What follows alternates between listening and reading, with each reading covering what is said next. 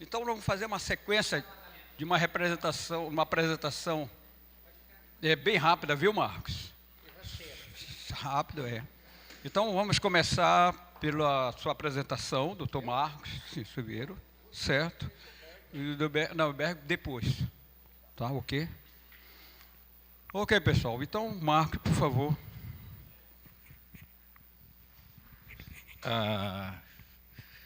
Esse fórum ele é especial porque ele reúne os principais atores do setor florestal. Eu e alguns aqui representam o setor produtivo. Aqui estão as academias e está o órgão ambiental. E todos nós sabemos que o momento presente, desculpe como se classifica, se é uma bagunça, se é um caos, mas o fato é que tem uma insatisfação ampla, geral e restrita, segundo o que era proposto no tempo da política estudantil, né? Nós precisamos de que a sociedade sente, discuta, que cada um diga o que quer e que cada um declare por o que se dá por satisfeito. E não que um tente ensinar o outro a fazer o que o outro deve fazer. O grande conflito é que todos nós temos opinião, todos nós estamos dizendo o que o outro deve fazer, e pouca gente estava dizendo, de fato, qual é o seu próprio papel. Eu quero propor uma política florestal de Estado, não de governo, não de secretaria, não de um setor, mas uma política florestal de Estado. Um dia nós vamos ter que começar a falar isso. Eu quero dar um caso concreto, lançar, segundo o Lucas Mazei, segundo o Natalino falou ontem, o Jorge Arede, vou propor um polo florestal em Dom Eliseu. Beleza? Vamos falar algumas coisas. Onde que está a origem de toda a ilegalidade?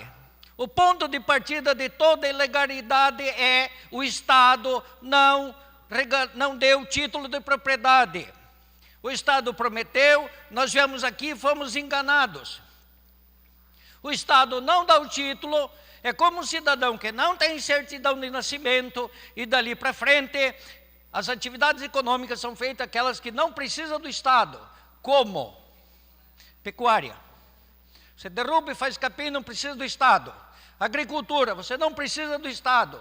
E o setor florestal foi treinado, educado a não precisar do Estado. E sem regularização fundiária, não dá. Então vamos fazer uma regularização fundiária simples, rápida e eficiente, como já está proposto, já está lá, o Colares já recebeu a proposta e o Justiniano Neto já está com a proposta na mão, e eu não estou querendo descobrir a roda, eu só quero dizer, vamos fazer o que a gente sabe fazer.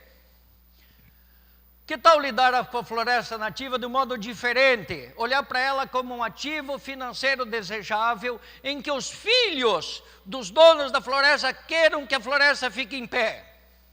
E não uma bagunça, um foco de problema, como está sendo feito no presente. Que tal respeitar a definição de sustentabilidade que o Lucas Mazei apresentou ontem? Que ninguém respeita o modelo a legislação presente com um diâmetro de corte de 50 centímetros de DAP é ilegal, ela não respeita a sustentabilidade. Um ciclo de 35 é ilegal, não respeita a definição maior. Então vamos respeitar a lei maior? Que tal desburocratizar o manejo florestal? A SEMA diz o que ela quer e com o que ela está satisfeita. Se fizerem isso, eu estou satisfeito. E sai fora do processo. Vamos fazer o processo sendo declaratório. A SEMA não tem capacidade técnica, operacional e etc, para licenciar o setor. Não tem. E desculpe, se olhar para o passado, o futuro vai ser, continua não tendo. Ponto. Vamos vamos discutir princípio, em vez de detalhe, regrinha burra. Entendeu? Um fiscal da SEMA vai lá e vai com uma caderneta com checklist. Você tem que preencher uma ficha de regrinha. Se o pátio foi feito de tal medida, está certo. Se não está, não está. Se o toco tem tal altura, aprova. Se o toco está... Puxa, isso é loucura, isso é uma insanidade. Vamos discutir princípio? Que o Estado diga, a sociedade diga, se acontecer isso, se ocorrer a preservação das espécies, eu estou satisfeito. Mas não venha discutir a altura de um toco. Puxa, isso é... E vamos fazer o manejo declaratório, como hoje é o CAR e como hoje é imposto de renda. E o Estado vai lá ver a hora que quiser e bem entender. Vamos investir em pesquisa na cadeia de produção com a parceria público-privada. O CPP faz isso. O CPP lançou o Paricá no Estado. Nós sabemos fazer o serviço de casa, mas toda vez que você deixa só a academia fazendo, desculpe, ela tem os problemas dela. Todos nós, cada um tem os seus problemas. Ponto. Vamos usar. Agora, a palavra é sinergia. Vamos pegar o que cada um tem de bom, o que cada um tem de melhor para dar. Vamos isso. E vamos ser felizes, como diz o Silvio Brienza. Linha de financiamento abundante. O setor agrícola tem dinheiro a rodo e fácil. A pecuária tem dinheiro a rodo e fácil. E o dinheiro para o setor florestal é que nem Papai Noel. Todo mundo sabe que existe, mas ninguém vê. Ok, vamos lá. Um polo. O centro é Dom Eliseu, por quê? Porque a história toda passa por Dom Eliseu. Foi Dom Eliseu que lançou o Paricá para o Brasil. Nós temos história, nós temos tradição. O primeiro projeto de manejo florestal da região é de Dom Eliseu. E o projeto Subbosque está em Dom Eliseu. Uma certa área de abrangência, sozinho ninguém chega a lugar nenhum. Do lado oeste, Rondon e Abel, ao norte, Ulianópolis e Paragominas. Eu quero mostrar para vocês o que significa ter um setor florestal forte. O pior negócio que tem no Brasil é gado. Não tem negócio mais ruim. Vá lá e veja qual é o IDH de quem tem gado como negócio.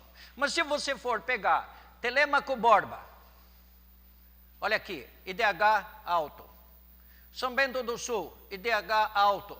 2 setores, 2 polos florestais fortes. É isso que um setor florestal forte faz. As 7 maiores economias do mundo, 6 têm um setor florestal forte. E nós somos fracos. Olha aqui a renda per capita de um setor florestal forte. Agora olha aqui, olha uma renda per capita fraquinha de Abel, de Rondon, de Ulianópolis, de Dom Eliseu, e mete minério em Paragominas, que não é renovável. O setor florestal, além de sustentável, é renovável. Ok? Vamos ser felizes, como diz o Silvio Brienza. Ok, do que eu estou falando? Eu estou falando hoje de 3.878.000 hectares. Segundo o PRODES, nós temos 1.291.000 hectares de floresta parecida com a fazenda do Subbosque, Fazenda Chete. Nós temos florestas estrupiadas, que o filé foi tirado, cheio de traquitana, cheio de cipó, é alguma coisa lá esquisita. Mas que tal olhar para essa coisa como um ativo financeiro desejável, em que o Estado não precisa mandar o exército e o fuzil para manter aquela floresta em pé, em que os filhos dos proprietários queiram a floresta em pé, vamos olhar para ela como um bem desejável. E só do enriquecimento de clareira, com as pioneiras, deixando todo o resto para lá, nós temos hoje 5 metros cúbicos por hectare ano, são favas contadas. Isso é um fato, não é uma proposta. Isso já é passado. 5 metros cúbicos por hectare ano é passado, não é proposta. Já se fez. Nós estamos trabalhando isso há muitos anos. Nós estamos falando de 6,45 milhões de metros cúbicos por ano. Que tal? Vamos nessa? Obrigado.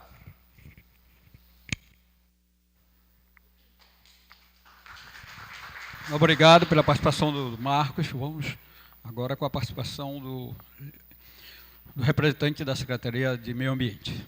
Bom dia a todos e a todas, como disse o Yared ontem, né? Primeiramente, agradecer o convite da Embrapa para fazer uma abordagem, vamos dizer assim, fazer uma apresentação aqui. Eu optei por fazer uma apresentação, até porque vi que muito debate aconteceu ontem e hoje, e, de certa forma, o debate ele envolve algumas questões que foram além do termo de referência que foi passado para mim, né, para fazer uma abordagem. Então, eu vou tentar, nesses 15, 20 minutos, eu acho que é isso, né, Osmar? Tentar passar algumas questões que envolvem a legislação florestal, quer seja por manejo florestal e por reflorestamento, para talvez desmistificar algumas coisas que eu acho que precisa estar claro por parte de todo mundo, do ponto de vista de como nós estamos em termos de legislação e em termos de exigências também. Eu acho que, antes de começar a palestra, primeiro dizer que, certamente, colocando um ponto de vista crítico, né, de que a legislação ela fica sempre alterando, modificando, e essas mudanças de legislação, elas criam a insegurança daquilo que é cobrado sempre aos empreendedores que querem fazer o licenciamento, mas, de algum fato, em algum momento, a gente precisa atualizar essas normas, até para atender situações específicas de como a gente vem regulamentando e precisa trabalhar o licenciamento da SEMA. Sempre tem uma norma. Até que ponto ela é geral, até que ponto ela é específica, eu acho que esse é o equilíbrio que a gente tem que encontrar para não travar, vamos dizer assim, esses processos de licenciamento dentro da SEMA. Então, primeiro assim, a SEMA ela assumiu essa gestão florestal a partir da promulgação da Lei 11.284, em 2006. Então, foi a partir dali que, de fato, os órgãos estaduais de meio ambiente assumiram a competência de gestão florestal, que a gente chama de descentralizada, saindo da União, passando para os estados. E nesse período, muita coisa, o que tinha de positivo nesse processo, era que a gente tinha, quando passou a assumir a gestão florestal, muita coisa aconteceu de o que era papel, o que era um controle muito frágil, que eram as chamadas ATPFs, não se tinha um bom sistema de controle e licenciamento, né? Ele passou a ser mais informatizado, né? Que era a questão da ATPF, que tinha um sistema dentro do IBAMA, passou a ser um DOF, o CISFLORA, que é o sistema de controle no Estado. E tinha o sistema CISPROF no IBAMA, passou a ter o CILAN na SEMA. Então, de certa forma, o que era pouco ainda capaz de controlar, de gerenciar, a gente estava modernizando esse processo de licenciamento, né? E aí veio as questões de ferramenta de geoprocessamento, muita coisa evoluiu nesse tempo, né? E chega esses sistemas de acompanhamento, desmatamento, PRODES, DETEX, aquelas ferramentas de geoprocessamento que, de certa forma, evoluem todo o processo de acompanhamento e de controle. Também nesse interim aí de 2006 para cá, quando a SEMA foi assumindo, o esforço de fiscalização dos órgãos ambientais ele aumentou muito, consideradamente, é o chamado comando e controle. Muita ação de comando e controle. IBAMA, Polícia Federal, Ministério Público Federal, muita coisa foi acontecendo ao longo desse tempo, né? E aí, de certa forma, isso é um reflexo muito importante que tem que ser considerado quando se passou a gestão para a SEMA também. Transparência era muito baixa, ela continua ainda, um processo de transparência ainda muito limitado, né? Mas começou a ter sistemas informatizados. Tá certo? Mas ainda existe uma transparência relativamente baixa nos órgãos ambientais. E essa discussão sobre necessidade de simplificação normativa, informatização, melhorias, modernização contínua de sistemas, isso também é uma coisa que é necessária e sempre está sendo demandada pelo setor, pela gestão, pelos processos que envolvem esses licenciamentos ambientais. Os instrumentos atuais, eu queria só fazer uma rápida abordagem do que a gente faz, como é que a gente faz a gestão do licenciamento. Primeira coisa que a gente tem um cadastro ambiental rural. Ele é o primeiro instrumento que precisa para ter um licenciamento de uma atividade dentro de uma propriedade. Segundo, em alguns momentos a gente precisa ter uma licença de atividade rural, precisamos ter uma licença para poder expedir isso, o plano de manejo ele só é aprovado, e o instrumento que depois que licencia é uma licença ambiental. E depois, para esses processos autorizativos mesmo, de exploração de madeira, a quantidade de madeira que vai sair, a gente tem que emitir uma autorização, que é aquilo que o Lucas estava comentando aqui, que a autorização de exploração florestal é o instrumento que controla, que dá legalidade, vamos dizer, àquela exploração. Então, esses são os principais instrumentos. Aqui nós temos as atividades, reflorestamento, supressão de vegetação, o plano de manejo ali, que tem que ter esses instrumentos, de certa forma, contemplados, né, que geram os produtos, e aqui embaixo está a indústria madeireira, que sofre um processo de licenciamento específico, que é a licença de instalações, licenças prévias, né, licença de operação. O cadastro, ele tem essa visão aí, como o próprio nosso membro da mesa que comentou aqui, que ele é declaratório no primeiro momento, mas depois ele precisa ser analisado e aprovado pela SEMA.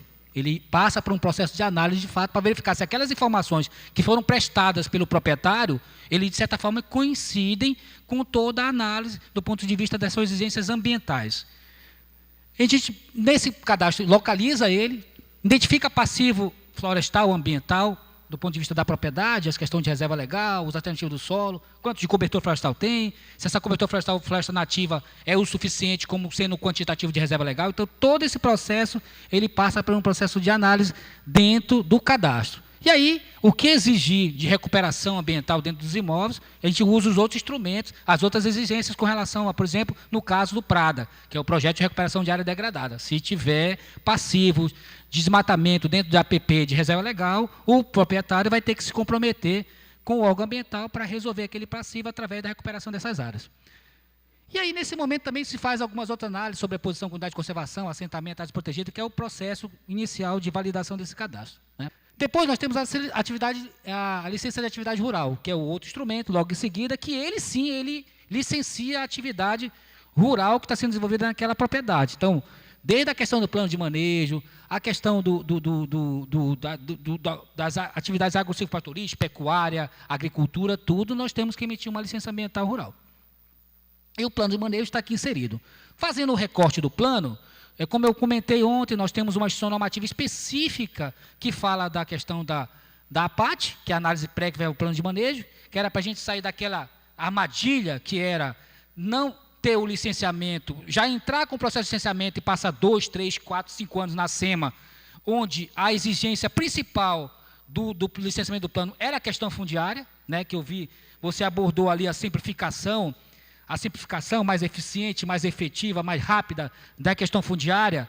Eu queria fazer um parênteses aqui, a SEMA não é um órgão fundiário, o Estado tem o ITERPA, que é o órgão fundiário do Estado, é a ele que tem que ser remetido as questões que envolvem a simplificação, a questão de como dar agilidade esse processo de geração fundiária, né? A SEMA só vai recepcionar isso e atuar nos seus processos de licenciamento, mas é o órgão fundiário do Estado, que é o ITERPA, que tem que dar regularidade para esse processo. Então, assim, qualquer proposta que nascer da questão de simplificar, ou melhorar, ou agilizar a questão fundiária, infelizmente a SEMA não vai poder se manifestar porque não tem competência para isso. Ela vai poder absorver isso caso o órgão ambiental ele valide esse processo. Então, nessa questão das normas que envolvem hoje o plano de manejo, nós temos a instituição normativa da APAT. E também temos uma instituição normativa, que é a 05/2011, que ela estabelece as diretrizes, as exigências para análise e aprovação dos planos de manejo, né, que ela está em processo de revisão e atualização. Eu vou fazer uma pequenas abordagem daquilo que está sendo, de certa forma, ajustado, atualizado, e que tem algumas coisas muito interessantes, tá? Que, de certa forma, tem uma interface com a discussão que está tendo aqui. Então, o plano de manejo, eu queria só, entrando nessa discussão sobre áreas que sofreram um processo de exploração, um processo de desmatamento, um processo de supressão lá no passado, que são essas chamadas florestas secundárias, que elas estão em estados iniciais, avançados, médios. Isso nós caracterizamos dentro da nossa IN como floresta secundária. Então, tem uma definição na IN 05 que classifica uma floresta secundária e explica o que é essa floresta secundária, e ela é uma das condições, é uma das categorias de plano de manejo que pode ser licenciada. Então, só chamando a questão da definição sobre floresta secundária. Uma outra coisa que é importante falar é a questão da intensidade de corte, que hoje existe na instituição normativa, que ela vale tanto para a floresta primária quanto para a floresta secundária. O limite é esse aí, né, de 30 metros por hectare, para poder autorizar. E ele é computado com o volume de todas as árvores por unidade de produção anual e em relação a uma área de exploração por UT. Então, tem essas exigências que estão na norma, e a gente sempre tem que olhar, em algum momento, que existem normas federais. Aí eu não estou olhando nem só normativa do Ministério, não. eu estou verificando a lei florestal, que é a 12.651 mais recente, e tem também, que não estabelece parâmetros, mas tem também a resolução CONAMA 406 de 2009, do CONAMA, que vincula aos órgãos ambientais. Sempre quando nós estamos nos debates dentro de um grupo de trabalho, eu sempre coloco isso, olha, tudo bem, vamos tentar atualizar, vamos modernizar nossas normas no âmbito do Estado, mas não vamos confrontar com as resoluções CONAMA, porque, de fato, ela criou uma diretriz e alguns parâmetros, né? E essa questão da intensidade está muito clara lá, eles definiram isso claramente. E outra definição que eu quero chamar a atenção aqui, que aí envolve toda essa discussão de quanto a gente vai fazer de intervenção, de exploração nessas áreas, que também são florestas secundárias, é uma regulação da produção florestal. Então, sempre que a gente discutir manejo, nós vamos ter que discutir quanto de intensidade nós vamos trabalhar nessas áreas, quanto de regulação, qual é o limite que a gente vai ter de intensidade, para considerar o quê? Um ciclo, para me voltar naquela área do ponto de vista da sustentabilidade. Então, o que eu tirei, em tese, eu vou ter que passar um tempo para voltar naquela área e voltar com as condições de recuperação daquela área para poder trabalhar. E esse conceito, de certa forma, está na regulação da produção, né? Que envolve a intensidade e o tempo de recuperação para me poder voltar e fazer uma nova exploração nessa área. E eu vou entrar um pouco nos parâmetros agora para a gente poder entender e trazer um pouco essa discussão para cá. Nós temos dentro do nosso normativo o artigo 5º, que fala lá quanto ao estado da floresta manejada, quais são as categorias. Uma delas é plano de manejo de floresta secundária. Então, nós já temos dentro da gestão normativa essa questão de a floresta secundária ela ser passível de licenciamento de um plano de manejo lá dentro. Tá certo? E, por ser uma categoria, nós também temos algumas situações que envolvem a exigência de como nós teremos que regularizar um processo de licenciamento lá. Que é o quê? Primeiro, nós temos que considerar alguns conceitos e alguns princípios. E esses princípios, eles também estão no Código Florestal, né? Eu lembro quando a gente chegou na SEMA, uma primeira discussão que tinha era se eu poderia licenciar uma área que já foi explorada no passado. O Milton está aqui, o Natalino está aqui, né? Participaram das discussões de um grupo. A primeira discussão que tem, e tem lá o artigo 31 do Código Florestal, a Lei Florestal 2006, que fala claramente que tem os princípios do plano de manejo. Um deles, que a exploração florestal nessa floresta, ela tem que atender à capacidade de recuperação dessa floresta. Esse princípio está lá. Então, precisamos considerar esse princípio para efeito de qualquer diretriz. E essas diretrizes que estão aqui, ó, qual é a produtividade anual da floresta para o grupo de espécies comerciais que eu vou explorar, eu tenho que considerar, quando eu for definir a intensidade de corte. A capacidade de produção de floresta manejada também eu tenho que considerar quando eu for definir qual a intensidade, qual o ciclo de corte que essa floresta vai ter que observar. E também dados de inventário para poder eu decidir, olha, eu tenho uma capacidade, eu tenho uma floresta que tem aqui 200 metros cúbicos. Então, se eu tenho 200 metros cúbicos, eu posso tirar os 30 metros cúbicos, eu posso tirar até mais, vamos dizer assim, do ponto de vista de capacidade da floresta, né? Mas aí eu tenho que calcular esse ciclo de exploração e intervenção baseado no quanto eu vou tirar e no quanto tempo eu quero voltar nesta área em termos de produção. Então, esses conceitos, essas diretrizes, essas normas, esses parâmetros estão estabelecidos na IN. Então, qualquer licenciamento que for feito hoje, tem que observar esses parâmetros. E também, em dando sequência, esses critérios também, eles acabaram na gestão normativa por uma questão de, vamos dizer assim, padronizar ou parametrizar essas questões de licenciamento, acabou que a gente definiu alguns índices. E um deles de referência é o 0,86. Por quê? Se fez uma conta, um cálculo entre quanto eu posso explorar nessa área por hectare, baseado num tempo de recuperação, num tempo, vamos dizer assim, num ciclo de corte que você quer observar. Então, a gestão normativa acabou definindo alguns limites de ciclo de corte e de intensidade, tá certo? Que aí, de certa forma, isso tem estudos que embasaram um pouco isso, e também a proposta do Estado também de ordenar um processo de exploração, baseado também num tempo de recuperação ou no tempo em que aqueles empreendimentos pudessem voltar naquela área, tá certo? Que era a questão do ciclo de corte.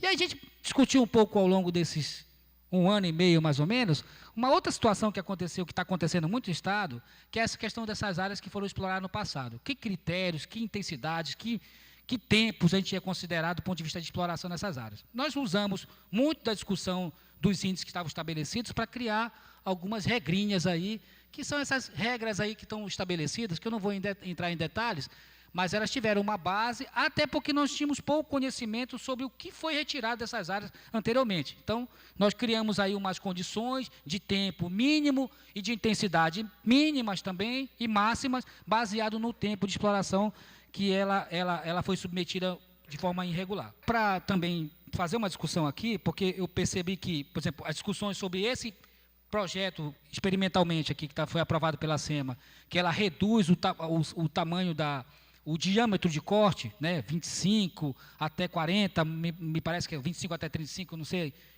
Eu rapidamente ouvi essa apresentação do Lucas. A gente, na norma, tem as possibilidades de diminuir o diâmetro de corte. Está aqui o artigo 22 que fala que, dependendo da distribuição geométrica da espécie, dependendo de como eu vou utilizar essa espécie, dependendo de como eu justifico isso, eu posso reduzir o diâmetro de corte, sim. Então, não é que os 50 centímetros é um padrão definido, não é. Depende dos estudos que vão ser apresentados por parte do detentor e do responsável técnico pelo plano de manejo, definindo, olha, aquela minha espécie, eu tenho um diâmetro de corte, eu posso adotar um diâmetro de corte menor, porque ela tem uma característica que me permite eu fazer um processo silvicultural nela, de exploração mais intensa, cujo diâmetro não é aquele que está na norma. Mas, invariavelmente, ou muito poucos estudos foram apresentados para cima tentando classificar, ou pelo menos apresentar uma justificativa técnica sobre essa questão toda que está sendo abordada aqui. Então, só para a gente não desmistificar, existe possibilidade, sim, de reduzir o diâmetro de corte. O problema é que tem que se atender a alguns requisitos técnicos para poder apresentar para cima. E do ponto de vista também dessas questões que envolvem essa situação toda que nós estamos vivenciando aqui, que é essa questão de como eu posso aproveitar essa floresta em tempos menores que o ciclo de corte estão sendo estabelecidos na norma. Uma coisa é a floresta, vamos dizer, a floresta nativa mesmo, a floresta que foi, de certa forma, vai ser feito o manejo. E outra coisa são as espécies que são enriquecidas, que são plantadas nessas florestas. O ciclo de corte de uma floresta nativa, do ponto de vista de recuperação, não deve ser o mesmo num ciclo de corte de uma árvore que foi plantada. Ela tem que ter um tratamento diferenciado do ponto de vista de aproveitamento, do desbarte, do corte dessas árvores, do ponto de vista de como foi uma floresta não nativa, mas ela é plantada, ela está sendo enriquecida aquela área. Então, para inovar um pouco esse processo, na norma atual, nós criamos aí uma proposta de artigo, porque esses plantios que são feitos dentro das clareiras, dentro das áreas de pátio, dentro das áreas, o que for, dentro da infraestrutura do plano, daquilo que é recuperável, pode ter um tratamento diferenciado do ponto de vista de utilização. Não esperar todo esse ciclo que envolve o corte. Nós estamos falando aqui, por exemplo, se eu quiser plantar as espécies paricar, por exemplo, dentro de uma área de clareira, por que eu não posso utilizar ela com um tempo inferior aos 35 anos? Claro que pode. Então, desde que você demonstre que essa árvore já está num processo de exploração e quer tirar aquela árvore porque ela foi plantada, ela foi enriquecida, ela não vai seguir todo aquele rito. Então, nós estamos inovando um pouquinho nessa questão toda do que envolve essa norma, dentro do debate que está acontecendo na SEMA. E para talvez desmistificar também mais uma coisa, o que a gente tem dentro da norma que também nunca a gente, de certa forma, foi provocado, ou a academia precisa ajudar nesse processo? A academia, as instituições de pesquisa e projetos de pesquisa como esse. Influenciar a SEMA do ponto de vista de qualquer estudo que for apresentado do ponto de vista dessas questões de árvores menores, intensidades diferentes, podem ser apresentados estudos para embasar uma mudança da própria SEMA autorizar isso. Num primeiro momento pode ser feito de forma experimental, depois pode virar escala de licenciamento. Mas aí, existem artigos que falam que a SEMA poderá, sim, receber esses estudos, analisar os estudos, esses outros parâmetros técnicos e aprovar tecnicamente esses processos de licenciamento de forma diferenciada.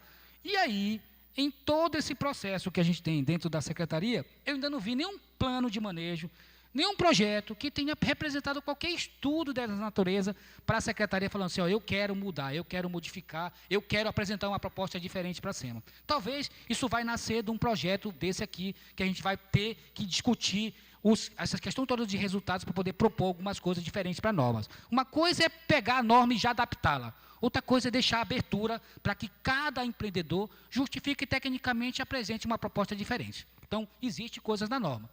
O que a gente tem aqui é que a SEMA poderá, baseado nesses estudos, recepcionar, analisar e propor num comitê técnico as mudanças desses parâmetros e dessas diretrizes novas. Então, de certa forma, não existe comitê ainda na SEMA, mas a SEMA tem uma prerrogativa dentro da gestão normativa de recepcionar esses estudos e, por que não, utilizar eles para fazer qualquer processo de licenciamento diferente. Uma outra provocação que foi me feita era para a gente falar um pouco como é que está esse processo de licenciamento do que envolve os plantios florestais. E aí a gente também tem que desmistificar algumas coisas. A primeira é que, para você fazer um processo de licenciamento da SEMA, existe um decreto e uma gestão normativa, o decreto 216 de 2011 e uma gestão normativa 14, e principalmente o decreto, no artigo 19, ele fala muito claramente que é bem mais simples, né, você pedir um licenciamento para plantios florestais, para aproveitamento, para corte de plantios florestais, ou reflorestamento, como queira se chamar, né? Desde que seja primeiro na área de alternativa do solo. Nós estamos falando de o quê? Não estamos falando de reserva legal, nós estamos falando de área de alternativa do solo, que são plantios comerciais, são áreas de reflorestamento que podem ser utilizadas pelo empreendedor. O que eu precisaria para isso? Principalmente, um cadastro, eu tenho que ter um CAR, e o CAR é a base de qualquer processo de licenciamento dentro da SEMA, quer seja ele autorizativo ou não autorizativo, se a propriedade está lá com a sua área, porque ele precisa definir onde é a área de alternativa do solo, ele precisa definir onde é a reserva legal. Então, eu tenho que ter um cadastro para poder ter uma definição de que área que está aquele plantio. Então, o cadastro é a base. O segundo, quando ele tiver passivos ambientais, ele tem que ter um termo de compromisso do passivo ambiental. Então, ele assina, é simplificado, é uma folha, né, que lá ele assume os compromissos do ponto de vista desse passivo. Não é uma coisa, inclusive, que exigiria nem um título executivo, ele não é. Então, é uma coisa muito simples. E o terceiro é uma declaração de corte e colheita. Ele vai lá e diz assim, olha, os dados são esses aqui, ó, nome e endereço do produtor rural, ou seja, dados do imóvel, ou seja, o CAR que ele tem, se ele tiver uma lá, ele tem a lá, se ele não tiver, é só um requerimento do protocolo de plantio, são coisas simples. A área total e a quantidade de árvores, ou seja, são coisas muito simples de serem, de certa forma, atendidas por um produtor, né, do ponto de vista de utilização daquela área. Então, aqui está todos os detalhes, eu não vou entrar em cada um aspecto desse, inclusive tem isenção de taxas, a SEMA não cobra taxa para esse processo, né, e para o produtor que vai utilizar isso para consumo próprio, ela nem exige qualquer pedido dessa autorização aqui. Então, só para vocês terem uma ideia, que se eu estou falando de alternativa do solo, eu plantei árvores aqui e quero passar por um processo de autorização, porque isso nem na autorização sai, você declara e praticamente você vai lá e utiliza. Nós não controlamos através das guias florestais e o CEPROF, utilização disso aqui. Então, só para ter uma ideia de que a gente não está controlando efetivamente, nós não estamos exigindo muita coisa para esse processo. É uma coisa simplificada de fato quando se tratar de plantio florestal.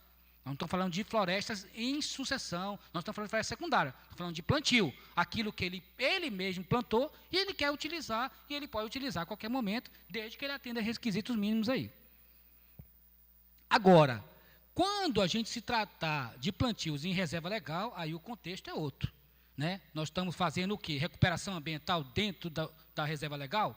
Nós estamos fazendo reserva legal, cujo código diz que é manejo florestal que se faz lá, aí diferencia. Se eu plantei florestas, se eu fiz plantios e reflorestamento dentro da reserva legal, eu vou ter que seguir o rito e as exigências de uma reserva legal. E aí eu vou ter que ter plano de manejo, sim, infelizmente. Senão a gente tem que mudar a lei florestal.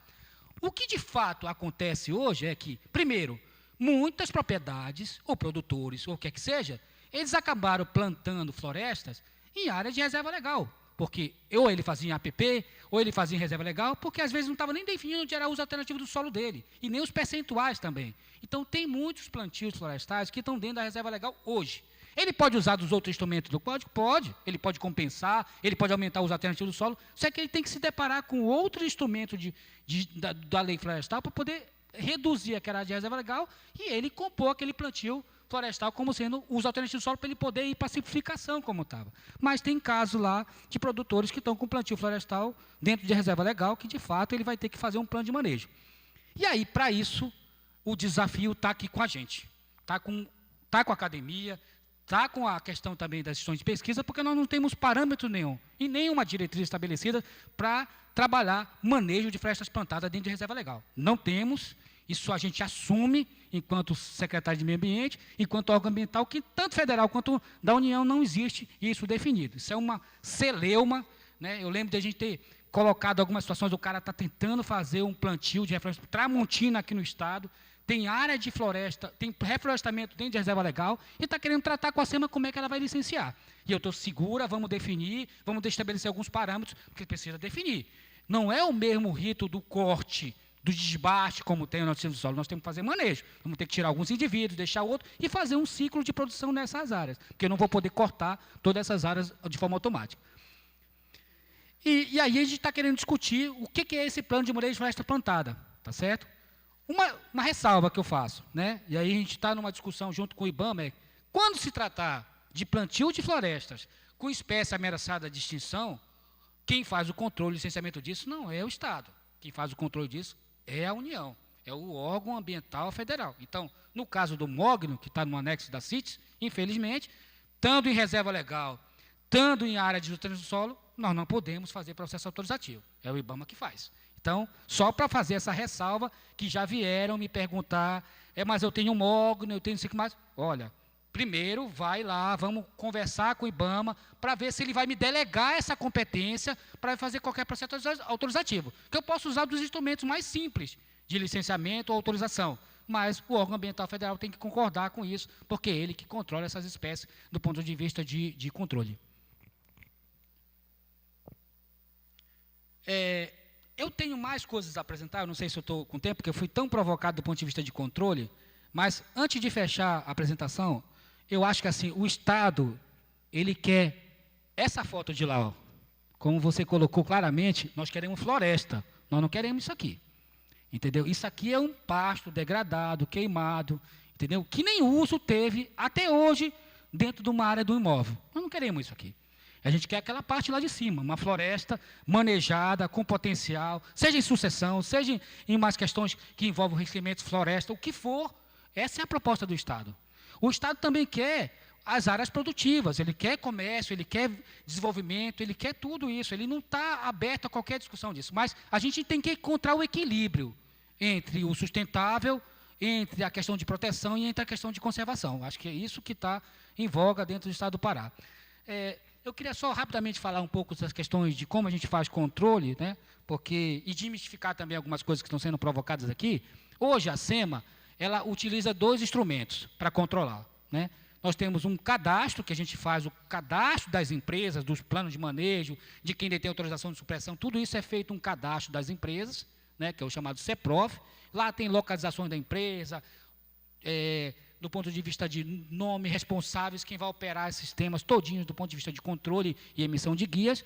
Nós temos o CISFLORA, que é o CISFLORA que controla o transporte, a madeira, os créditos que são utilizados por cada um desses empreendimentos. Ou seja, um plano de manejo ele tem que ter um CEPROF, e desse plano de manejo, quando tiver autorização, o controle, os créditos que são daquela área, eles são controlados pelo CISFLORA, e aí a gente controla através das GFs, dos contratos que existem entre a empresa, entre uma empresa madeireira e o plano de manejo, e essas guias de transporte são, de certa forma, controladas e ter relatórios GF, volume, espécie, do ponto de vista de controle.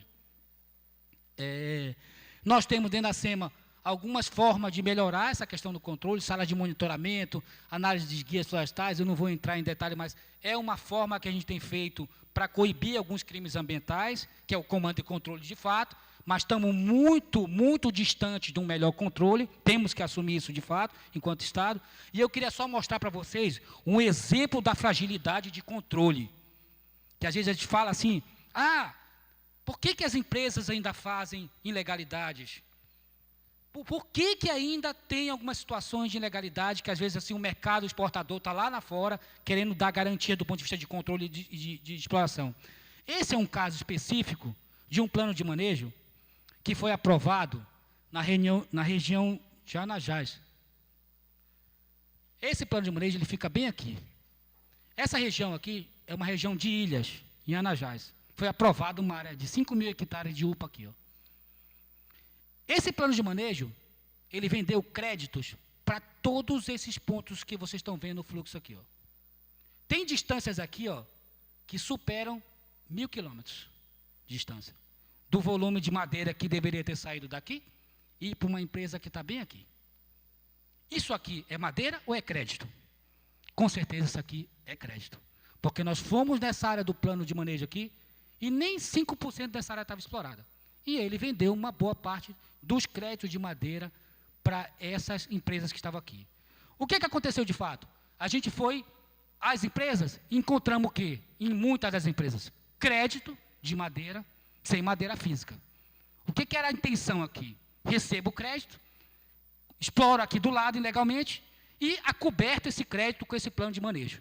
Então, gente, ou a gente melhora isso aqui, ou então dá rastreabilidade, dá controle, dá melhor monitoramento, ou então esse processo aqui de ilegalidade que as empresas acabam se envolvendo nesse processo, quer seja por burocracia, quer seja por atraso no licenciamento, quer seja porque alguma ilegalidade favorece, do ponto de vista de custo, tudo, eles acabam sendo assediados por esse processo. Algumas propostas de modernização. Primeiro, nós estamos trabalhando um processo que envolve rastreabilidade na madeira. Nós temos que melhorar essa questão da rastreabilidade na madeira. Saber se a madeira, de fato, que está numa indústria, de fato veio daquela área manejada. Como fazer isso? De que forma nós vamos modernizar esse processo? Então, nós estamos trabalhando uma proposta de chips. As árvores e as toras vão ter que ser transportadas com chip. Elas vão ter que estar num local onde a gente possa fazer a verificação do chip para saber se ela tem origem lá. E não é só verificação, o sistema tem que estar apto para fazer um cruzamento muito rápido se aquela árvore foi explorada lá no campo onde ela foi identificada. Nós temos que trabalhar melhor essa questão de fiscalização e monitoramento. Ter um serviço de inteligência. Não adianta a gente achar, eu tenho um mapa aqui que eu pulverizo onde estão os planos de manejo hoje aprovados pela SEMA em 2014. São 200 planos de manejo que estão distribuídos em todo o estado do Pará. Não tem nem colocando 1.000 pessoas para fazer monitoramento desses planos, vai dar conta desse monitoramento. Não temos saída. Nós temos que ter mais inteligência nesse controle, desse monitoramento. Por isso que nasceu aquela sala de monitoramento. Por isso que eu peguei aquele caso daquele plano de manejo lá, que estava movimentando esse crédito. Foi numa sala de monitoramento, olhando as imagens de satélite, verificando o que tem de movimentação de madeira e indo a campo lá para verificar. Mas eu não vou conseguir fazer isso em momentos iguais ou semelhantes ou no mesmo momento em todos os planos. Eu tenho que ter uma estratégia de monitoramento de inteligência. E aí tem todas umas informações que a gente vem trabalhando, os relatórios que a gente vem cruzando no sistema, cruzando com imagens de satélite, é uma forma. Outra coisa, gente, é modernização de sistema. Nós precisamos modernizar o sistema, porque eu costumo dizer o seguinte: se os estados, se os órgãos oficiais do Estado não evoluírem como a ilegalidade acontece, nunca vamos conseguir controlar essa atividade. Eu dou exemplos clássicos. A gente modernizou alguns processos no sistema que a gente evitou algumas comercializações entre alguns empreendimentos que de fato não existia. Existe muito mais comércio de crédito do que realmente comercialização de madeira. E impedimos, fizemos uma restrição. Eles encontraram uma forma, em 3 meses, de burlar o sistema em coisas que a gente não imaginava que eles utilizavam um outro tipo de cadastro, uma outra tipo de atividade para burlar o sistema. Então, o Estado e os órgãos eles estão sempre em processo de avaliação do seu sistema e modernização evolutiva. Se eles acharem que um sistema que foi desenvolvido, atualizado em 2011, ele está compatível para combater os crimes ambientais, hoje ele está fadado a insucesso do ponto de vista de fragilidade. Então, nós estamos numa discussão muito de filtros, bloqueios, e eu dou um exemplo muito clássico do que faz a Receita Federal. Quando se tem uma exportação de um produto que chega no Brasil, dependendo se aquela empresa ela tem uma característica de receber aquele produto do ponto do mercado exportador, ele vai para uma zona verde, ou seja, essa comercialização aqui, essa recepção desse produto é regular. Essa empresa já recebe esse produto regularmente. Não tem nenhum indício disso aqui. Não vai ter fiscalização, não vai ter monitoramento, não vai abrir carga, não vai abrir nada. Mas um empreendedor acabou de receber um produto que ele não tem a característica de ser um empreendedor de um empreendimento que recebe aquele tipo de produto. Ele vai logo para a zona vermelha. E na zona vermelha, o que acontece? É fiscalização na carga, é verificação de documentação, ele passa pelo crivo da Receita. Isso a gente também tem que trazer para cá, para os sistemas de controle de madeira. Modernizar, aperfeiçoar e ser mais inteligente o sistema, criando filtros, criando parâmetros, para poder jogar algumas situações que a gente vai ter que fazer uma fiscalização efetiva. Esse aqui é um modelo de controle novo que a gente está colocando. Aqui não é possível ver, mas cada vez que ele tirar um chip de uma árvore e explorar essa árvore, ele vai ter que declarar isso para a gente. Então aqui os vermelhas são as árvores que já foram cortadas, ele vai ter que declarar isso e o chip vai dizer para a gente. Se eu estiver lá numa área de uma indústria, ele vai ter que ter declarado que essa árvore está cortada, porque se eu encontrar um chip lá, eu vou cruzar rapidamente, olhar o sistema e falar, essa árvore não está cortada. Você está usando o chip de uma área indevida. Ou você está usando o chip daquela árvore que não foi derrubada lá. Então, é uma coisa que a gente vai olhar no sistema e já vai ter alguns sinais, alguns indícios de que se aquela árvore que está lá, aquela tora que está na indústria, ela de fato foi cortada. Então, tem situações de estado não cortada, é aquela a espécie que está cortada e aquelas que ficaram na floresta para efeito de remanescente. Os volumes hoje, eles são volumes completos, né? Ou seja, esse cedrino aqui, essa espécie, esse 8 metros cúbicos, são de 6 a 7 toras. Então, ele é um volume consolidado, ele não é um volume individualizado hoje no sistema, né? E cada um desses volumes que saem numa GF aqui são volumes que compõem de várias árvores, de várias toras, vamos dizer assim. A ideia é que esse sistema seja o quê? Cada tora vai ter o seu controle específico. Então, esse volume, esse cedrino aqui é uma tora de 3 metros cúbicos, esse outro é outra tora, isso vai sair na GF. Tora a tora. Bom, aqui são as responsabilidades do responsável técnico, ele vai ter que declarar isso, na emissão das guias ele vai ter que declarar. Só passar rapidamente, aqui é um detalhe, né? Quando eu olhar no sistema, que eu quiser clicar numa árvore dessa aqui, vai sair todo o detalhe da árvore. Então, por exemplo, eu estou em campo, estou numa área lá, eu verifiquei que essa árvore, ele está dizendo que esse chip dessa árvore aqui foi derrubada, eu posso entrar no sistema, clicar nela e verificar os dados dela aqui, que espécie é essa, que nome popular é essa, qual é o diâmetro dela, que corte ela tem. Então, eu posso ter detalhes daquela tora do ponto de vista daquela árvore que foi explorada. Essa é a ideia do chip, né? Esses chips vão estar nas árvores e vão estar nas toras. Modelo de chip, esse chip é super barato, começou com R$2, agora está menos de 15 centavos esse chip, dependendo da quantidade que você coloca. E a ideia um pouco é, se ele reutilizar o chip, ele não vai poder fazer, porque ele vai ter que dar baixa, porque logo que ele finalizar, que ele disser que chegou na indústria, a gente vai verificar e vai ter que dar baixa nesse chip automaticamente. Então, assim, eu queria finalizar, basicamente, colocando um pouco que, de fato, a SEMA precisa evoluir muito, né? Não só de normas, mas do ponto de vista de vários processos e instrumentos de gestão. A gente está tentando fazer isso de forma mais estratégica, fazendo uma boa discussão com o setor madeireiro. Nós temos um grupo que o setor madeireiro ele discute junto com a gente. Você fala que tem fóruns sim. Às vezes, a evolução que a gente quer enquanto órgão ambiental, não só discutindo essa questão de comando e controle, não é isso, é modernização mesmo, deixar as madeireiras, as empresas que querem ser sérias, querem trabalhar sérias, modernizar tudo isso para que a gente tire as empresas ilegais, vamos dizer assim, tire as empresas que estão nesse mercado negro e só deixe as empresas com o mercado legal. E essa discussão, esse debate, ele não é fácil, ele não é simples, ele não é tão tranquilo como se estivesse discutindo numa mesa em que está todo mundo dentro do mesmo conceito. Então, o que às vezes a gente evolui algumas coisas, tem que regredir, tem que acomodar, tem que consensuar, isso não é fácil. Mas eu diria assim, um fórum como esse aqui, como está sendo colocado, eu acho que o Estado tem que ter também outro tipo de política. A política florestal não pode ser só de comando e controle, ela tem que ter os outros instrumentos de fato. E essa agenda aqui, ó, a gente sempre brinca assim, o que a SEMA tem que fazer? Ela é um órgão de controlar, de fazer gestão de meio ambiente, ou ela é um órgão de fomento de produção? Achar esse time do papel da SEMA não é simples. Hoje o papel da SEMA era licenciar, controlar, monitorar, porque ela é um órgão ambiental. Quem é esse órgão de fomento? Como é que a gente constrói essa agenda? Existem outros órgãos que precisam estar nessa agenda, e às vezes não está, ou porque o Estado se divide nessas responsabilidades e não coordena muito bem a diretriz de políticas públicas. Muito obrigado. Agradecemos a palestra do Berg e agora vamos ouvir o comentário do Dr. Natalino. Tá, bom dia a todos e a todas.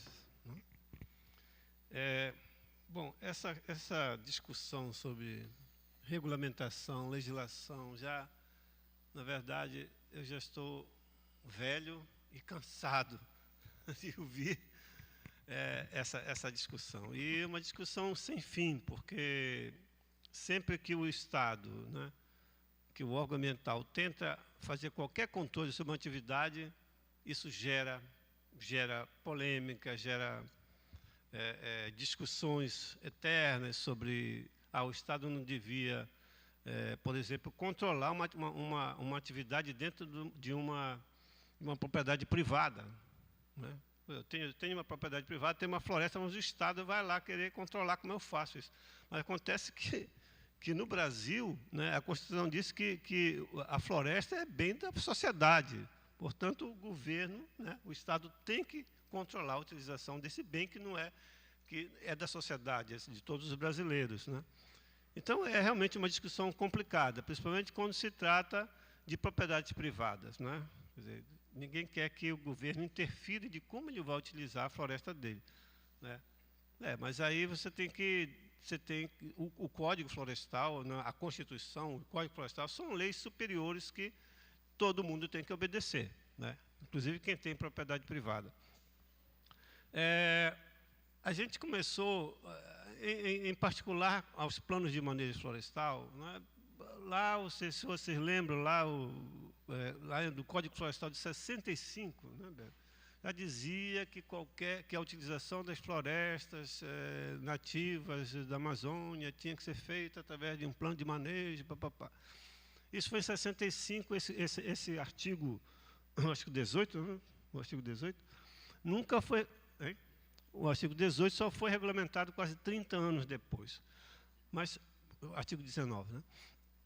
Mas aí, lá por volta do início dos anos 80, né, o governo começou a dizer, a gente não está regulamentado, mas temos que fazer alguma coisa, porque as pesquisas, e principalmente a partir do início da década de 90, já indicavam, né, critérios, diretrizes de manejo florestal para a floresta amazônica. A pesquisa florestal avançou e já indicava. Então, a partir principalmente dos anos 90, a academia, juntamente com o setor produtivo, começou a discutir essa regulamentação, né? E aí, a partir daí, surgiram várias portarias, inicialmente, instruções normativas que estão vigorando até hoje, né? E algumas delas estão vigorando até hoje, outras estão sendo reformuladas, né? E no caso específico do Estado do Pará, como vocês viram na apresentação do Berg, nós temos uma outra proposta estadual, né, para a regulamentação do manejo florestal, mas olhando, e como ele falou, bem frisou, olhando, né, a legislação maior, né, que é emanada pelo Código Florestal, pela resolução do CONAMA, né, pela Lei de Gestão de Florestas Públicas, no caso das florestas públicas. Então, o Estado tem que, é claro, procurar fazer uma legislação específica para cá, olhando as condições específicas do Estado, sem perder de vista, é claro, as leis maiores, né? Porque senão o Estado vai contra essas leis maiores e não pode executar coisa nenhuma, porque existe uma lei maior que está obrigando a fazer isso ou aquilo, né? Então, essa é uma discussão. E essa questão da regulamentação, né? Eu me lembro muito bem que quando nós começamos a discutir legislação florestal, né, para a regulamentação do manejo florestal, as pessoas diziam assim, mas o manejo florestal não é uma receita de bolo. Realmente, né, não devia ser uma receita de bolo, né? Porque cada floresta, ou mesmo que esteja dentro de uma mesma tipologia florestal, né, ela tem certas particularidades que precisam ser observadas na elaboração do plano de manejo, a composição de espécies, a topografia, enfim, tantas coisas, né? E, bom, é claro, não pode ser receita de bolo. Aí eu me lembro que eu sempre dizia, então é o seguinte, a legislação só tem que ter um artigo, né? Para você utilizar a floresta, tem que apresentar um plano de manejo. E aí o engenheiro florestal, usando todo o seu conhecimento de manejo florestal, apresenta um plano de manejo florestal ao órgão ambiental, né, que deve também estar preparado para poder avaliar aquele plano de manejo florestal e aprovar ou não aprovar, né? E aí começa um problema, né? Porque o órgão ambiental tem que ter uma equipe tão bem preparada, né, para poder receber diferentes concepções do que é manejo florestal, né, para ele poder fazer uma análise e aprovar ou não aprovar, ou plano de manejo. Aí começou a questão da receita de bolo, começou a ficar mais importante. Olha, nós temos que ter critérios, diretrizes, né, para a apresentação de plano de manejo, baseado na experiência da pesquisa florestal e critérios para o órgão ambiental avaliar esses planos de manejo, né? E aí começa toda essa discussão novamente, não, mas aí não se pode fazer isso, porque o engenheiro florestal tem que ter, ele foi formado para poder elaborar um bom plano de manejo florestal e tal. Então, essa discussão até hoje existe, né? Então, a gente não, parece que é uma discussão infindável, a gente nunca vai chegar num consenso sobre isso, né? Mas a questão não passa nem tanto pelo engenheiro florestal, passa pelo produtor florestal, né? O produtor florestal, infelizmente, isso é a maioria dos casos, o produtor florestal não vê a floresta, né, vê uma floresta como um depósito de madeira. Infelizmente, é isso que acontece. É um depósito de madeira que ele tem que ter autorização, teria, né, que ter autorização de todo ano lá cortar a madeira que interessar a ele, que o mercado lá está exigindo, e fazer quantas incursões ele precisar fazer, né, durante um ano, ou, enfim, continuamente naquela mesma área, tal, sem se preocupar se a floresta precisa de um tempo para recuperar, para repor o volume retirado e tal. Então, realmente, é uma discussão infindável, né? Mas, bom, o governo tem que ter, como eu falei, tem que ter critérios. Isso foi a experiência mostrou que tem que ter critérios para poder apresentar e analisar plano de manejo. Isso ainda está em discussão até hoje. O Berg mostrou agora para vocês a evolução que está sendo proposta no caso do Estado do Pará, né, para a apresentação de plano de manejo em florestas que já foram exploradas no passado, em áreas que foram...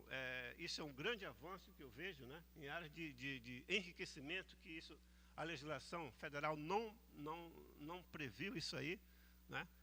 Quem quis plantar paricá, por exemplo, em clareiras ou em áreas desmatadas na propriedade, não podia colher só depois de 30 anos. O paricá já até morreu nessas alturas, né? Então, está havendo muito avanços, mas é preciso que o setor produtivo entenda que isso é necessário. Agora, é claro, há muita burocracia, isso é um termo muito utilizado. Mas veja bem, como foi mostrado aqui, a burocracia, as exigências para licenciar o manejo florestal, né, as mais importantes estão no licenciamento da propriedade, né? E lá que realmente demora muito apresentar o título, né, que seja um título válido, que seja legal e tal. Lá que sempre foi muito longo esse processo de licenciamento da propriedade, né? E tanto surgiu aqui a APAT, né, que foi um instrumento muito bem pensado, bem bolado pelo governo federal, que agora está sendo aplicado novamente aqui no estado do Pará, que é a autorização para apresentar um plano de manejo florestal. Depois de passar por toda essa questão jurídica e de regularização fundiária, sim, passa por um processo técnico que o órgão ambiental pode reduzir o tempo. O tempo ainda é muito longo e, nesse caso, os produtores têm toda a razão de reclamar, né? Porque não se pode aprovar um POA, levar 2 anos para aprovar um plano de operações anual, uma vez que o plano de manejo já está aprovado, o licenciamento da atividade já está aprovado. Não se pode levar mais do que uma semana para aprovar um POA. Eu sempre digo nas minhas palestras, eu aprovo o POA em 1 hora, né? Eu aprovo um POA em 1 hora. Por quê? Agora, as pessoas precisam ter critérios, precisam ser treinadas, quer dizer, o órgão ambiental precisa treinar suas equipes para poder agilizar a aprovação do licenciamento, a aprovação de planos operacionais anuais, né? O plano de manejo, como eu digo, dentro do aspecto técnico, também não pode levar muito tempo, né? Mas a gente precisa capacitar os analistas ambientais, seja do governo federal, seja dos governos estaduais, para poder fazer uma boa análise de plano de manejo e aprovação de planos operacionais anuais. Eu acho que é uma questão de compromisso entre o setor produtivo e também o órgão ambiental. Esse compromisso, às vezes, é muito difícil de chegar, né? Nós estamos trabalhando aqui, várias instituições, aqui, a Embrapa, entre elas, o Instituto Floresta Tropical onde eu trabalho, e, enfim, o setor produtivo participando. Nós estávamos querendo organizar a questão melhorar a eficiência, né, na aprovação de planos de manejo de poas, né. Estabelecemos um calendário florestal, né, que prevê um período de embargo de atividades. Por que o período de embargo? Isso, inclusive, vem lá de cima, vem de uma lei maior, vem da Lei de Gestão de Florestas Públicas, vem da Instrução do CONAMA, que não pode haver atividade de corte e arraste, né, e transporte, principalmente transporte de madeira, durante a época de chuva, né.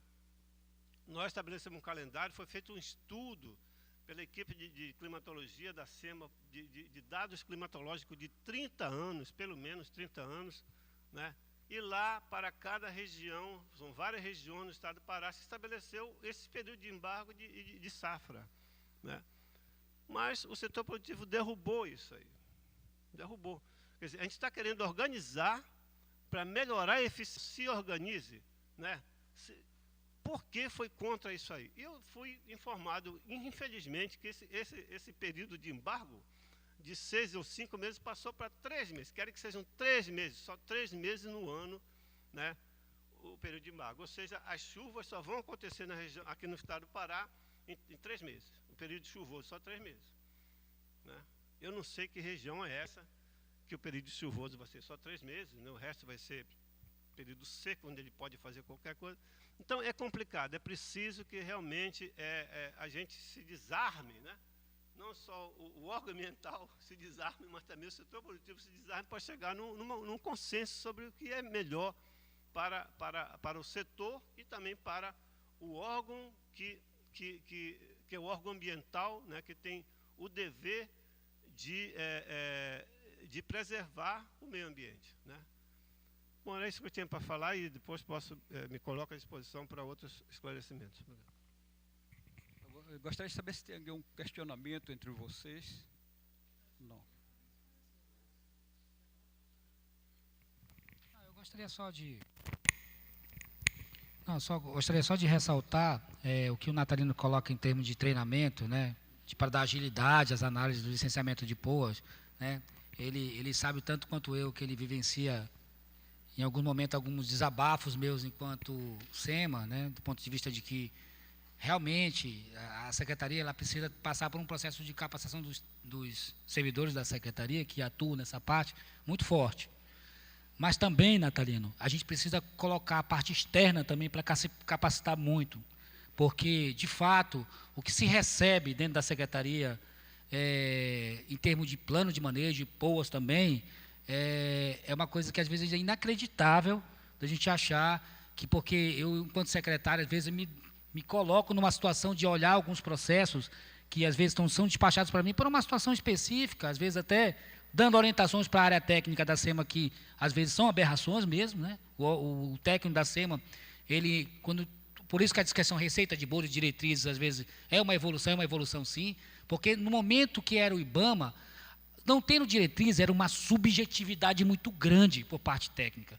O técnico ele tinha prerrogativas assim, eu não aceito, não acato, esse é o conhecimento que eu adquiri, não evoluí, entendeu? E às vezes batia o pé e ficava sem licenciamento. A diretriz ela servira um pouco para avançar um pouco nisso, tirar um pouco essa subjetividade, dar mais transparência a esse processo e um direcionamento. Por outro lado, acontece de ter situações, tanto do lado quanto do outro, que as informações não são qualificadas para um processo de aprovação mesmo. Eu não vou entrar em detalhes de nada aqui, do que são os inventários, de que são algumas informações que são prestadas por parte do órgão ambiental, de inventários amostrais, que são parcelas permanentes.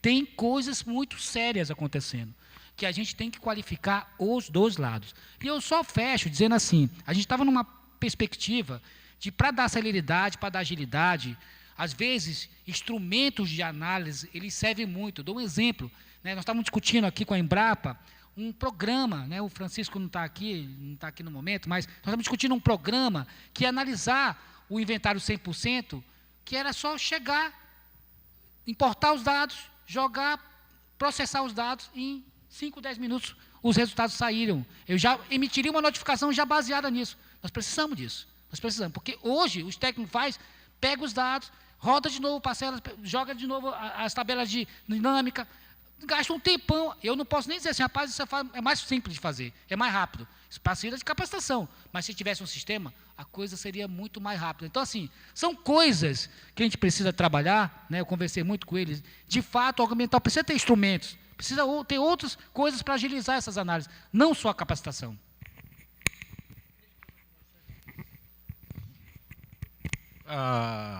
Eu acho, quando as questões negativas, acho que aqui todo mundo dá aula. Quiser falar bem ou falar mal, para falar mal é extremamente fácil. Eu acho que o momento é de fazer uma agenda positiva. Nós fizemos um inventário florestal 100% com a Embrapa em 2008.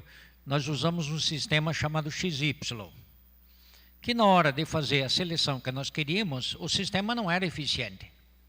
E já foi falado aqui, nós hoje evoluímos, usamos o GPS, que é muito mais interessante, mas ainda assim nós temos uma carência tremenda, né?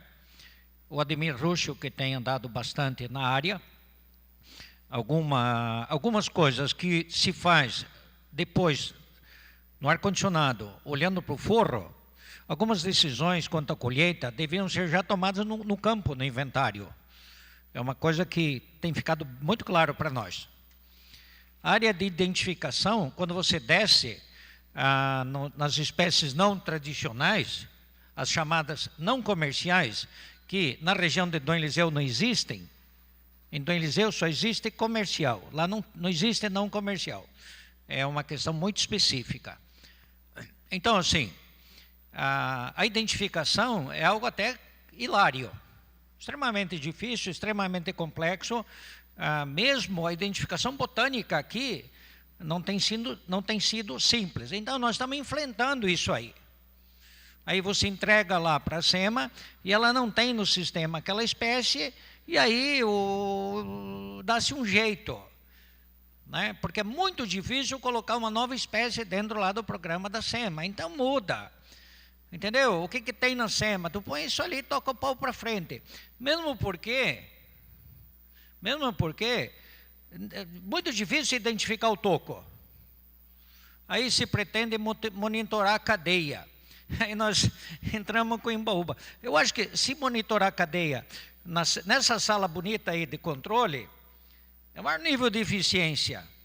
Pô, qualquer cego sabe que você não vai mandar uma certa espécie a 1.000 quilômetros. Pega isso aí no pulo rápido, entendeu? Então, tem que ter comando e controle a nível de inteligência. Isso tem que ter, senão vira né? Então, assim, eu quero trabalhar com 6 metros cúbicos por hectare ano, isso ao Natalino lá atrás, com os dados de floresta da Flona, coletando um baixo número de espécies. Ele achou que, com justa razão, o manejo de poucas espécies, feito em floresta primária, interferindo as mesmas espécies sempre, ele é insustentável do ponto de vista econômico, insustentável do ponto de vista ambiental. Então, o Natalino sempre disse, vamos ampliar o número de espécies. Natalino, eu fui um bom aluno. Nós temos hoje Agora, a produtividade nossa, do ponto de vista do conceito sustentável que o Berg colocou, nós temos hoje produtividade para 10 metros cúbicos por hectare ano. Ok, estamos sendo modestos, estamos propondo 5, né? Mas vamos tentar fazer o dever de casa dentro dos padrões legais. Nós estamos discutindo o Subbosque 2, existe abertura legal. No Subbosque 1, a SEMA foi convidada, ela, naquele dia, naquela hora, não quis participar. O Ideflora foi chamado, naquele dia, naquela hora, ele não quis participar. Então, ficou Embrapa, Grupo Árvores. Eu acho que agora é um momento novo, talvez outros possam, a UFRA possa querer, outros possam entrar. Então, nós temos na região de Dom Eliseu, uma região específica. Nós temos uma logística ímpar. Em Dom Eliseu, praticamente não existe não comercial, como é lá na Flona do Tapajós, da qual vieram os dados, do qual tem esse 0,86, que está por aí. Tá bom? Obrigado. Bom, da minha parte, assim, o sistema Cisflora 2, que nós denominamos, né, que vai incorporar essa tecnologia de chip, ele está sendo finalizado agora em dezembro, né, conceitualmente. O sistema tem um protótipo que vai ser apresentado para a SEMA. Eles, no termos contratuais, eles finalizariam isso em fevereiro, né, mas eles já disseram para a gente, a empresa que foi contratada, que é a mesma que faz hoje a gestão do sistema Tecnomapas, eles vão entregar um protótipo em dezembro para a gente dar uma olhada, para ver como é que ele funciona. Mas a implementação mesmo, de fato, dele, nós estamos prevendo para segundo semestre de 2015. Tá? E isso a gente vai fazer uma fase ainda de teste, porque nós vamos entrar numa plena safra com o sistema, então a gente tem que fazer uma coisa bem pensada para que não haja um caos do ponto de vista de atendimento, de controle, de entrega de chips, como vai funcionar isso de fato. Nossa ideia, protótipo sistema primeiro, agora no final do ano, a gente vê como é que vai funcionar no primeiro semestre, faz a teste no segundo semestre de 2015 e talvez ele já roda como sistema mesmo em 2016. Essa é um pouco a previsão. A questão do manejo florestal comunitário, Milton, é aquilo que eu falei aqui no final da minha apresentação. O Estado, aí eu falo, tem o Estado do Pará e também vejo a União todinha nesse processo também. As agendas de políticas públicas, elas são acomodadas dentro dos órgãos do Estado à medida que se identifica um potencial de liderança ou de construção. Por exemplo, a política de manejo florestal comunitário, ela está dentro do IDEFLOR, ela não está dentro da SEMA. E o que é pior, o IDEFLOR, ele não está na estrutura da SEMA. Ele não se encontra, ele está numa estrutura da Secretaria de Infraestrutura do Estado. Né? Com a reestruturação da SEMA, nós estamos chamando o IDEFLOR para dentro da Secretaria, porque faz parte da gestão, né? Da gestão florestal, está totalmente inserido na Secretaria de Meio Ambiente, até para a gente discutir o braço de fomento, o braço de desenvolvimento, a política florestal mesmo, que quem faz não é... A SEMA tem um olhar da diretriz da política pública, mas tem que ter um algo executor dessa política, que a gente vê um pouco o IDEFLOR ali, ou não sei se a gente vai criar uma outra estrutura, porque os institutos estavam previstos a serem criados, que era o de gestão florestal, a gente teve que recuar um pouquinho, porque o governador falou que era muitos institutos, muito orçamento, muitos recursos, o orçamento do Estado ia ficar muito alto com a criação dos 3 institutos, a gente teve que recuar um pouquinho. Inclusive, está tentando que a gente recue mais, e a gente está tentando enfrentar politicamente isso. Então, essa agenda está lá. A gente considera essa agenda super importante, porque, de fato, nós temos 3 saídas no Estado do Pará. Uma, as áreas privadas, naquilo que é possível licenciar, né? E aí segue toda essa diretriz. As concessões florestais, né? Que aí tem todo esse olhar das concessões, melhorar um pouco, ampliar um pouco essa política de concessões, que ainda está muito lenta, e oportunizar o manejo florestal comunitário e as áreas públicas também. Nós temos muitas áreas que são manejo comunitário, é assentamento, é resex, é tudo, e a gente precisa trabalhar essas áreas com manejo comunitário. E manejo comunitário em 2 lógicas, Milton. Uma lógica que envolve o comunitário mesmo, se empoderando com as características de manejo que ele sabe fazer, e por que não ver aquelas possibilidades que tem esse arranjo de empresa-comunidade, mas com parâmetros, com critérios, com coisas muito bem definidas. Essa agenda, eu recentemente participei de uma reunião com o Tiago, falei, Tiago, nós temos que ter alguma sinalização de como a gente vai tratar ou o decreto, ou a política, ou a lei de manejo florestal comunitário. Porque todos esses arranjos que você coloca, extensão florestal, atuação de financiamento, fomento, como é que vai se dar essa relação, que seja de direito geral, do ponto de vista de relação empresa-comunidade, ela já tem um arcabouço desse decreto, mas a gente não conseguiu implementar, aí tem discussão, vamos uma questão mais participativa, vamos criar outros momentos, vamos criar consulta pública, e a coisa não avança. É um passivo, vamos dizer assim, não ambiental, mas um passivo de política pública que a gente precisa tratar. E eu acho, a minha perspectiva é, o momento eleitoral foi muito confuso, mas é o momento de a gente retomar essa agenda e definir o que a gente quer para 2016, nem que seja numa transição. E aí eu paro por aqui. Bom, de todas essas discussões que foram feitas aqui nesses dias, né, a gente nota que não seria surpresa, né, que trata-se de uma situação extremamente complexa, né, todo esse setor florestal, e situações complexas, elas exigem diferentes abordagens, né. Por um lado, eu também concordo que não dá para liberar geral, senão realmente a gente acaba com tudo. E também não dá para a gente ficar só seguindo todas as leis, porque se a gente for seguir todas as leis que existem, na verdade não se faz nada, né? Eu, particularmente, sou adepto, não é? Eu gosto demais dessa ideia, e a gente já propôs em Santa Catarina também, acho que foi o Lucas que levantou ontem, de criar uma área demonstrativa, que seria uma bacia florestal ou coisa do tipo, onde a gente pudesse fazer várias coisas ao mesmo tempo, né? Se faria um pacto entre instituições para vencer todas as barreiras que foram levantadas aqui. Barreiras, desde barreiras técnicas que a gente acredita que tem, até as barreiras de natureza da papelada, né? A outra vantagem de uma iniciativa dessa é que a gente aplicaria todas essas ideias, porque aqui, parece que todo mundo sabe o que tem que fazer. E eu não duvido, porque juntar técnicos como nós temos aqui nessa reunião hoje é uma coisa muito pouco comum. A capacidade técnica que tem reunida aqui é uma coisa incrível. E tem muitas ideias diferentes. Como é que nós vamos aplicar ideias diferentes? Numa situação que se permita aplicar ideias diferentes.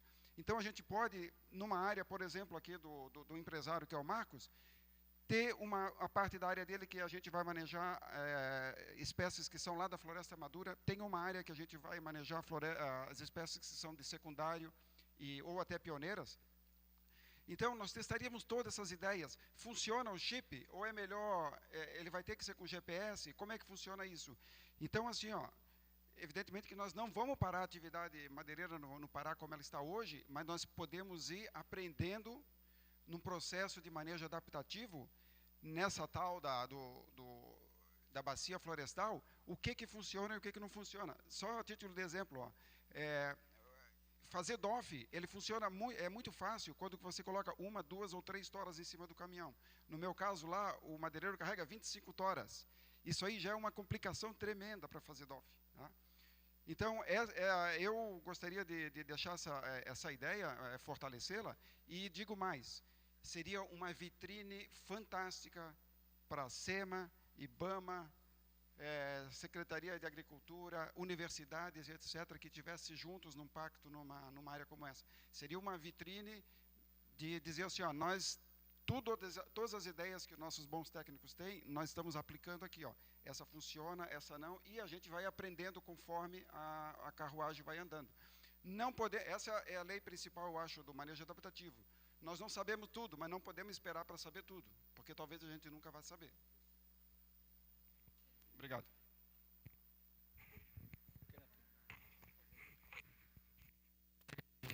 Não, eu acho assim, nós enquanto Estado, né, que estamos à frente da Secretaria, né, nós apoiamos sim qualquer iniciativa, piloto, experimental que seja, né, para influenciar, gerar dados, gerar informações científicas, gerar dados que permitam subsidiar qualquer tipo de norma. E é engraçado porque o Brasil, né, as últimas normativas, querendo ou não querendo, falando que teve avanço ou não teve avanço, que teve algumas amarras de fato, mas ela se baseou muito nos dados de pesquisa científica para produzir as normas. Então, a oportunidade de que essas coisas, de a gente influenciar mesmo, com base em resultados, ela acontece, os órgãos têm que estar receptivos para isso, e a gente apoia. O que eu diria é assim, nós esperamos que tenham resultados, aí eu vou olhar para o coordenador do projeto daqui, o Silvio, né, em que a gente firmou alguns, eu não sei nem se a gente firmou a cooperação até hoje, né, que também isso na SEMA o Estado é muito lento do ponto de vista burocrático mesmo, que a gente deveria receber, enquanto secretaria, alguns resultados, nem que sejam preliminares, né, desses principais resultados iniciais, e dizer, olha, precisamos de uma segunda fase, que eu até ouvi ele comentar aqui, que a SEMA não assumiu qualquer compromisso para um Subbosque 2. Para nós, eu não sei o que aconteceu, porque eu tinha pedido que essa agenda ela fosse... Ah, tá. Não. Tá, assim, primeiro, eu quero ver se a gente, de certa forma, finaliza esse acordo de cooperação técnica, porque essa proposta de projeto de pesquisa, né, eu converso com o Natalino, a gente tinha que ter alguma coisa na norma falando assim, ó, é projeto de pesquisa, isso vai para o comitê técnico vai receber e ele vai observar que não vai atender todos os parâmetros, não. É pesquisa, gente. E sendo pesquisa, ele tem que ser diferenciado. Ele não pode seguir a regra geral. Agora, a gente tem que tratar isso como pesquisa, de fato. Então, assim, a gente apoia, né? Estamos aqui exatamente para chancelar esse tipo de entendimento, se for o caso. E eu só acho que a SEMA é um dos órgãos, né? Nós temos que trazer outros órgãos para uma mesa dessa, para uma construção de projeto desse. Difícil firmar termo de cooperação com todos os entes do Estado, mas é importante que participe, e participe ativamente, assumindo o compromisso.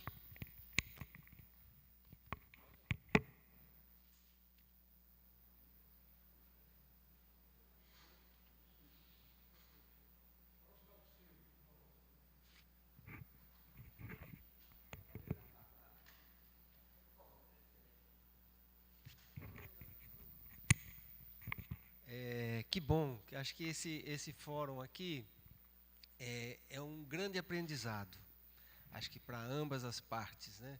Não só para quem, a equipe que promoveu ou que trabalhou na elaboração do projeto, mas como as instituições parceiras e os resultados que o projeto proporciona. Esse projeto ele é financiado pelo governo do Estado do Pará. Então, o governo, né, verificou, identificou que a cadeia florestal é uma cadeia importante e que foi fruto de um aporte financeiro, R$2 milhões. Né? Então, esse é o primeiro ponto. O segundo ponto é que, eu acho que é um aprendizado, Berg, a SEMA levou um bom tempo para a gente conseguir aprovar um projeto dentro da própria secretaria. Como o Marco comentou ontem, né, foram pelo menos 2 anos aguardando, né, 4 secretários de meio ambiente que ocuparam a posição, né, até a gente chegar onde chegou, onde você está hoje, que a gente vê que realmente teve uma participação grande e um empenho grande, né, em querer resolver. E quanto embora a legislação preconize, a gente que permita que, né, o Lucas comentou isso quando a gente estava começando a trabalhar, você mostrou aí os artigos que permitem ou que a gente trabalhe, vamos dizer assim, fora do padrão normal, é complicado. É complicado. Veja, um projeto de pesquisa teve uma tramitação muito intensa dentro da SEMA, do órgão ambiental. Então, acho que isso é um aprendizado, não é uma crítica à estrutura da SEMA, não é isso. É um aprendizado de como é que nós podemos, né, trabalhar ou melhorar para que o setor, né, alavanque. Eu lembro que lá no início a gente fez o Marco ajudou a fazer uma estimativa da quantidade de emprego que essa metodologia, ou que essa abordagem de trabalhar em floresta antropizada, com grupos de espécies e diâmetros menores, poderia proporcionar ao Estado. É da ordem de 160 mil empregos. Né? O volume de madeira que está aí disponível dá para abastecer 80 Tramontinas durante 20 anos. A Tramontina, nós fomos conversar com ela, é uma empresa grande que, para ela operar dentro da legalidade, ela busca madeira legal, certificada, ela não é fácil para ela. Né? Então, isso são oportunidades, né? E que a gente... E que bom que agora nós estamos em busca, não é só do Subbosque 2, é do Projeto 2. Né? Porque ele acaba agora dia 30 de novembro, e praticamente o caminho do futuro foi colocado no campo. Agora nós temos que acompanhar esse futuro. E aí nós temos que ir em busca, a equipe tem que ir em busca de mais recursos. O Milton levantou um ponto do manejo florestal comunitário. Eu lembro bem que a Maflops, aqui na região de Santarém, faz lá um arranjo que trabalha no manejo comunitário. Agora eu pergunto para vocês, área de produtor ali daquela região, área de 100 hectares. Ele tem já dentro da área aberta, pode ser que ele chegue ali na área aberta, ele chega a 50 hectares que ele possa abrir, né? Então ele vai lá, explora 50 hectares e pelas leis de hoje, ele vai ter que ficar quantos anos com aquela área de floresta, esperando as árvores crescer? 30, 40, 50 anos. Um agricultor vai ficar com esse ativo dele lá imobilizado durante tanto tempo? Diante das regras que estão estabelecidas hoje? Eu duvido. Eu duvido. Né? Aquilo vai se transformar em área de agricultura, enfim. Então nós temos que ter uma outra forma de interagir com ele. E isso não vejo na discussão. Vejo, por exemplo, a discussão do crédito. Para fazer o manejo comunitário precisamos do inventário. Quem paga? Aí fica aquela história, quem vem primeiro, o ovo ou a galinha? Para você obter o crédito, precisa estar legalizado, tem que ter o dinheiro, porque inventário custa dinheiro. E isso a gente não discute. A gente deriva muito para essa parte mais, né, técnica, onde a gente circula, né, navega com mais tranquilidade, mas esse outro lado não. Então, voltando à questão do manejo comunitário, essa abordagem da floresta balanceada, de você ir a fazer múltiplas colheitas ao longo do tempo, isso sim a gente deveria estar discutindo. E essa base, ela está aqui dentro desse projeto. Né? É trabalhar o enriquecimento de clareiras. Né? O trabalho lá que começou com o Carmo lá na Jari, foi replicado agora esse ano, lá na área da Árvores, do grupo Árvores, lá com o Marco. Com adubo, sem adubo, grupos de espécies. Né? Então, esse planejamento, isso, né, que eu acho interessante, para a gente poder viabilizar o tal do manejo comunitário também, para essas áreas. Claro que para aquelas florestas que não foram antropizadas ainda, se trabalharmos esse aspecto da floresta balanceada, e também considerando o uso das clareiras e tudo mais, a gente vai poder otimizar mais e mais ainda. Eram esses comentários que eu queria adicionar aqui. Mas, Berg, finalizando, a SEMA é uma parceira, a gente entende o papel importante da SEMA, nesse contexto, que sem ela, a gente não caminha. Então, nós queremos caminhar juntos, fortalecer o órgão do Estado, não é? Nós queremos fazer um trabalho conjunto, com certeza.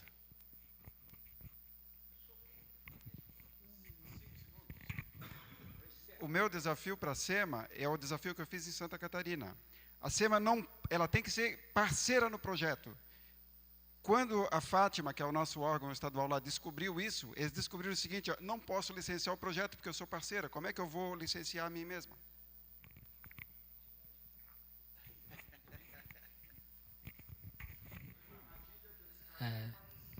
Gente, eu acho que assim, ó, o que a gente meio que discutiu um pouco isso. Como eu trato situações como essa? Independente se a SEMA é parceira ou não é parceira. Você tem que estar numa norma, uma norma específica. Então, o desafio, às vezes, é a gente também... sim, não adianta balançar a cabeça, não. Não passa pelo nosso jurídico. Não, olha só. Gente, uma coisa é licenciamento, é processo autorizativo, é os créditos, é o que eu dou para ele comercializar madeira. Isso não existe coisas assim, é pacto e não tem norma, não tem regra, não passa pelas exigências. Não, eu sei disso. Eu quero, inclusive, conhecer o exemplo. Mostra como é o exemplo, verifica como o órgão ambiental licenciou e autorizou lá, porque é importante para a gente servir de referência. Esse é o fórum também disso aqui. Entendeu? De ver o que está acontecendo lá fora que pode influenciar coisas assim. Mas eu digo claramente, olha, nós somos Estado, órgão licenciador. Algumas regras precisam ser cumpridas. A gente sempre olha uma norma. Porque nós estamos um misto aqui, ó, um misto de projeto de pesquisa e um projeto comercial. Ele é empreendedor, ele vai comercializar, ele vai vender, ele vai ter que cumprir as regras do crédito, ele vai ter que cumprir a regra de movimentação de GF. Ele sabe disso. E nós sabemos também. Então, a gente tem que olhar que portaria, que instrumento vai dar regularidade para isso. Nosso desafio aqui, ajudar a SEMA a fazer esse processo. O que eu diria para ti é assim, Milton, Silvio, eu acho assim, quando a gente quer um fórum, que a gente quer debater essas situações que fogem da questão do licenciamento, traz os órgãos para cá, para a mesa. Coloca os órgãos na mesa, provocando eles. Quando me foi provocado, me deram só uma ideia do que eu deveria abordar. Eu queria ampliar mais, queria botar outros aspectos, mas aí 15 minutos para abordar muita coisa é complicado. Mas eu sempre digo assim, ó, se eu quero discutir a política do ponto de vista manejo comunitário, cadê o IDEFLOR? O IDEFLOR deveria estar aqui, para se manifestar sobre isso especificamente. Se eu quero discutir essa questão de fomento e extensão, teria que estar em matéria aqui, ó, sentado. A SEMA, gente, como eu falo, é um órgão licenciador, é uma secretaria? É. Deveria estar pensando numa política como um todo? Deveria, e inclusive está articulado os outros órgãos. Mas a gente tem que botar numa mesa aqueles órgãos que a gente quer conduzir um processo com eles. Senão a gente perde um pouco essa oportunidade de construir adequadamente uma agenda. Você tem razão, Berg. O Biomassa 1, ele não incluiu o manejo comunitário. Pode ser o tema para o Biomassa 2.